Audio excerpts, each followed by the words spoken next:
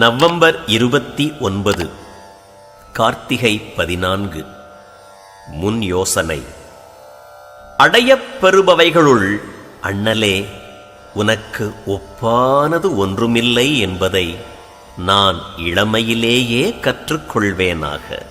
செய்து சாதிப்பதற்கு கடினமானதை முன் யோசனை செய்பவன் எளிதில் முடித்து விடுகிறான். மிகப்பெரிய காரியத்துக்கும் சிறிய துவக்கம் இருக்கிறது என்பதை முன் யோசனைக்காரன் தெரிந்து கொள்கிறான். சிறு செயல்களிடத்தும் ஆழ்ந்து கருத்து செலுத்துபவன் சான்றோன். பொருள் கருவி காலம் வினையிடனோடு ஐந்தும் இருள்தீர எண்ணிச் செயல். திருக்குறள்.